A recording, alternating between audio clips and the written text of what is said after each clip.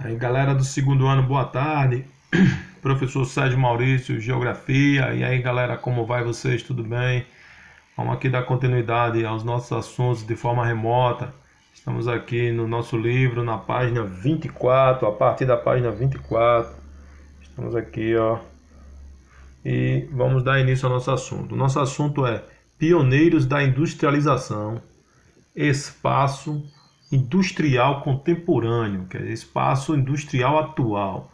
Então nós vamos falar aqui sobre as indústrias, sobre como essas indústrias estão desenvolvidas, foram se desenvolvendo, né, estão distribuídas no mundo. Os países pioneiros da industrialização, as regiões pioneiras são a Europa Ocidental, os Estados Unidos e o Japão. Foi nesses países que são chamados pioneiros da industrialização. Esses países são grandes produtores de produtos manufaturados e produtos industrializados. Nesses países há uma grande per capita na divisão dos recursos industriais com a população. Esse nome per capita é um nome que vem lá de população, que a gente já estudou um dia. Quer dizer, a divisão dos recursos pela população, divisão per capita, divisão por pessoa, por cabeça. Então nós temos aqui um mapa que mostra essa distribuição per capita industrial mundial. Então nós temos aqui o gráfico, né? Quanto maior for o círculo, obviamente esse círculo maior e tiver uma cor mais forte, essa divisão per capita entre pessoas, né? Ela é intensa. Então nós temos aqui, o círculo mostra uma grande quantidade de pessoas e o nível, né, da divisão per capita. Você vê lá a China tem muita gente, mas a divisão per capita dela lá é baixa porque apesar da China ser industrializada, mas existe uma população de mais de 1 bilhão de pessoas, né? O mesmo que ocorre na Índia. Agora você vê aqui a concentração está nos Estados Unidos, na Europa, aqui onde tem França, Espanha, Reino Unido, Alemanha e Itália.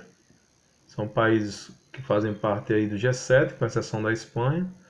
E aqui no Japão ali, bem forte, com isso bem forte. Então são esses países aí essas regiões do mundo que dominam a concentração da indústria e também dos recursos.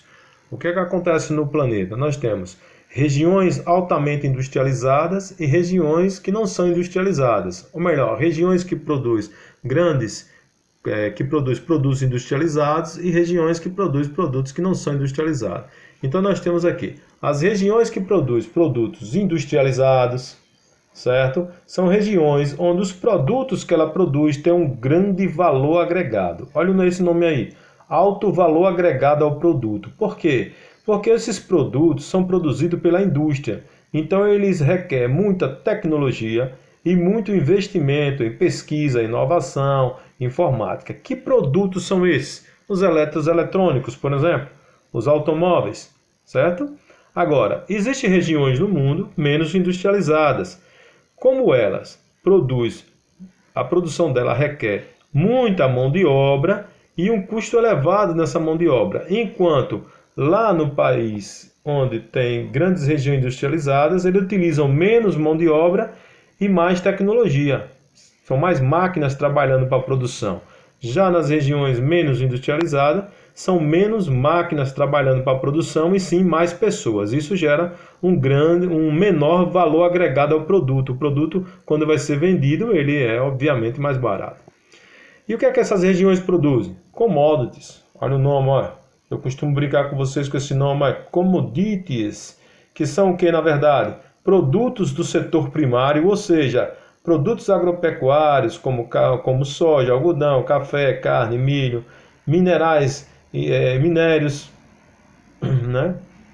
Como petróleo, minério de ferro, cujos os preços deles, né, são cotados nas bolsas de mercadoria futuras. E a comercialização internacional desses commodities vê assim, a produção deles não tem um grande valor agregado. Agora, quando o produto deixa de ser primário e ele é modificado pela questão industrial, ele vai ter um alto valor agregado, certo? Seguindo, Esses países investem muito, bastante em tecnologia, principalmente em inovação, pesquisa e estudos. As universidades nesses lugares, elas investem pesado nas questões dos cientistas. Então eles investem muito em pesquisa e desenvolvimento, chamado P&D. Os países aí, ó, temos outro mapa mundo que mostra esse investimento em pesquisa pelo mundo. E você vê que a grande concentração de pesquisa pelo mundo, né, de grandes investimentos, está onde? Estados Unidos, ó, os países europeus de novo, Reino Unido, França, Itália e Alemanha, aparecendo aí novamente, ó. E, obviamente, o Japão, olha lá o círculo bem grandão, ó. Então, esses países, além de serem pioneiros na industrialização, também investem bastante, investem pesado em tecnologia, principalmente em pesquisa. E essas pesquisas são feitas onde? Nas universidades, nas casas da inteligência, né? Vamos estudar o nosso primeiro espaço industrial, o espaço industrial europeu, a Europa. Nós temos aqui a Europa e nós vamos perceber que o espaço industrial europeu, ele é polarizado nessa área aqui em rosa que você está vendo aqui. Aqui está o norte da Itália, os vales do rio Ruhr e do rio Rena na Alemanha e parte da Grã-Bretanha.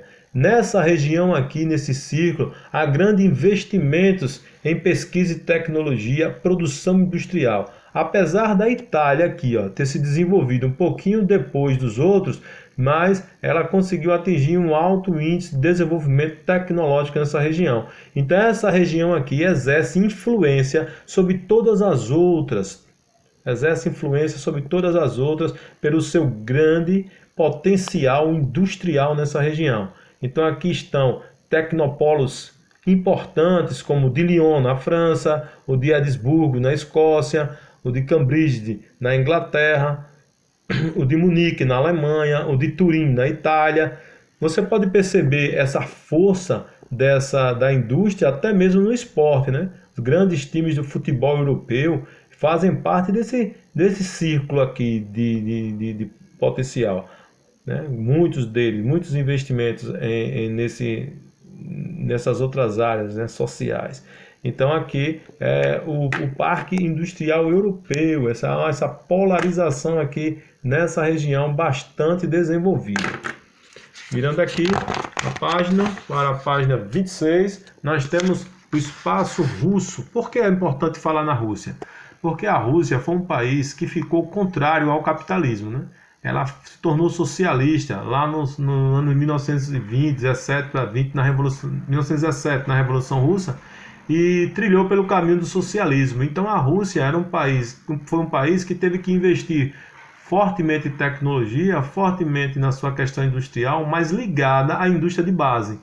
A indústria de base que se fez justamente da grande quantidade de minerais que o território russo tem. Afinal de contas, a Rússia é o maior país do mundo, né?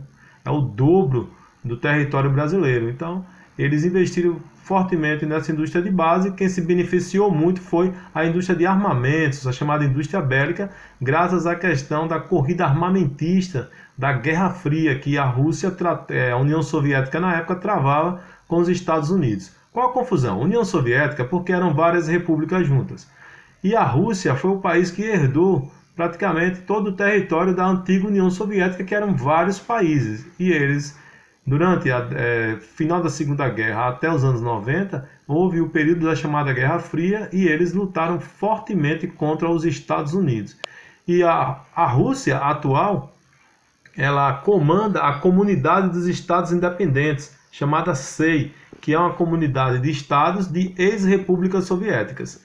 Essa daqui, obviamente, aqui esse quadro mostra o PIB por setor da economia em 2014 aí da Rússia, né? Uma ideia do que nós temos até hoje, certo? Os investimentos aí em setor primário, setor secundário, setor terciário, mostrando que o setor de comércio é o mais desenvolvido, o setor primário é menos desenvolvido, né? Ou não menos desenvolvido, mas influência e exerce menos importância aí.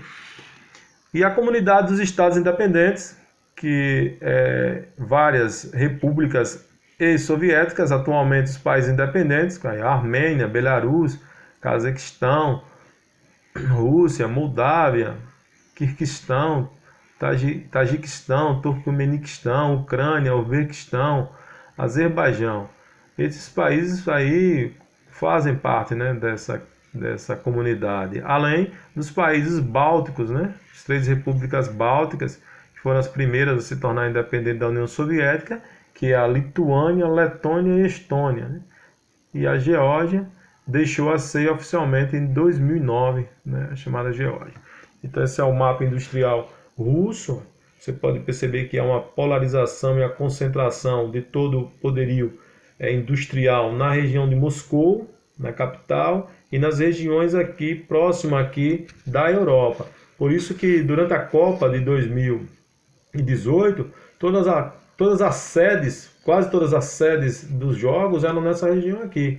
Isso mostra a influência econômica, a influência do dinheiro e do capital para essa região aqui da Rússia, né? Para cá, para a região russa de cá, você vê a região siberiana e uma região menos, né, desenvolvida e menos industrial do que essa parte aqui europeia. A Rússia é um país dividido em 2 continentes, né? Há os montes aqui que dividem essa região, chamados Montes Urais, e por isso que a bandeira da Rússia ela tem uma águia virada para a esquerda e outra águia virada para a direita, né?